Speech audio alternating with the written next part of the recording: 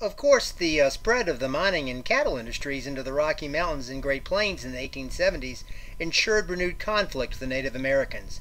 In this section of the lecture, we'll look at some of the conflict that resulted. For one, when the Comanche, Kiowa, Southern Cheyenne, and Arapaho refused to relocate to their new reservations in Indian Territory, the U.S. Army launched an expedition in 1874 to force the relocation. The fighting lasted across the Texas Panhandle and involved over 20 major engagements until 1875, when Quanah Parker and the last of his Comanche resistance entered Fort Sill in Indian Territory and surrendered. In addition to the larger battles, Native Americans such as the Apache often attacked settlers in small bands of warriors. Fighting from the 1860s into the 1880s was the Apache leader Geronimo, a name given to him by Mexican soldiers. Geronimo was as elusive as his raids were aggressive, and at one point the U.S. had dispatched over 5,000 soldiers to track him down.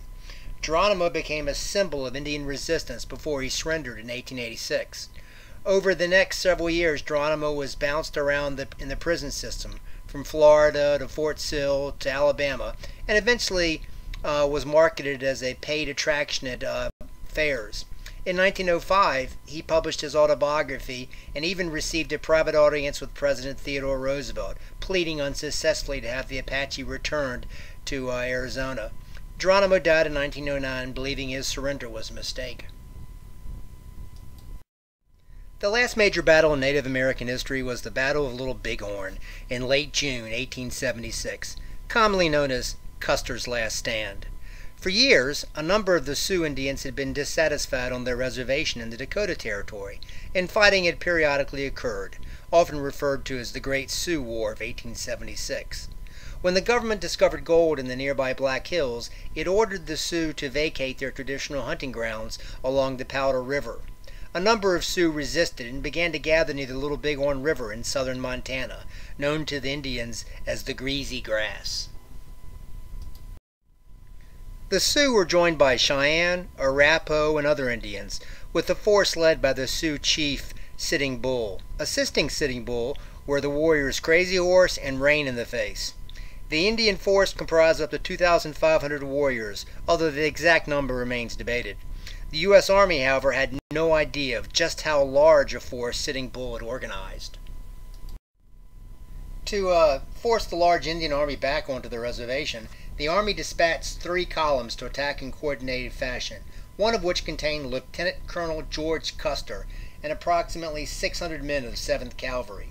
A brevet general, a ceremonial rank without the equivalent pay, Custer was a Civil War veteran known to the Indians as Longhair.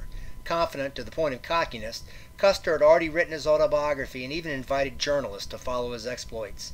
In short, he had a low opinion of the Native Americans and was overconfident. When he spotted the Sioux on a Sioux village on June 25, 1876, Custer decided that he should attack. He divided his troops into 3 columns. One under Captain Frederick Bettine was to attack on the middle, and a second column under Marcus Reno was to cross the river and attack on one side of the village, while Custer took another column and went on the other side, sort of to attack the village in 3 separate ways. Unfortunately for Custer, Reno's advance was blocked by the Indians, and more Indians crossed the river and met Custer before he could reach the Indian village, and they pretty much caught Custer by surprise there. As the Indians closed in, Custer ordered his men to shoot their horses and stack the carcasses to form a wall, but they provided little protection against the bullets. In less than an hour, Custer and his entire column were killed in the worst American military disaster ever. After another day's fighting, Reno and Bettine, now united forces, escaped when the Indians broke off the fight. They had learned that the other 2 columns of soldiers were coming towards them, so they fled. After the battle, the Indians came through and stripped the bodies and mutilated all the uniformed soldiers, believing that the soul of the mutilated body would be forced to walk the earth for all eternity and could not ascend to heaven. Inexplicably, they stripped Custer's body and cleaned it, but did not scalp or mutilate it. He had been wearing buckskins instead of blue uniform, and some believed that the Indians thought he was not a soldier, and so, thinking that he was innocent, left him alone. Because his hair was cut short for battles, others think that he did not have enough hair to allow for a very good scalping. Immediately after the battle, the myth emerged that they left him alone out of respect for his fighting ability, but few participating Indians knew who he was to have been so respectful. To this day, no one knows the real reason. In the end, the Battle of Little Bighorn took 268 soldiers' lives and left 55 people wounded. The soldiers were initially buried in makeshift graves where their bodies laid. In time, a monument was constructed and the bodies were exhumed for a more appropriate burial elsewhere. At the battle side today, tombstones still mark where the bodies originally were buried. In any event, Sitting Bull and the Sioux may have won the battle, but they lost the war. As his tribe was forced onto his reservation, Sitting Bull at first escaped to Canada, but eventually returned to the Sioux reservation. Crazy Horse was captured and murdered by his guard. Of course, another form of Indian resistance was simply fleeing. After the Nez Perce Indians of northeastern Oregon were ordered onto the reservation in Idaho, a debate took place among the Nez Perce over whether to agree or to fight. Nez Perce, by the way, was the name given to the Indians by French fur trappers, and it meant pierce nose. Some Nez Perce agreed to go, but others promised to resist. One group, led by Chief Joseph, who had taken his father's baptized name, negotiated with the U.S. to remain in Oregon's Wallowa Valley.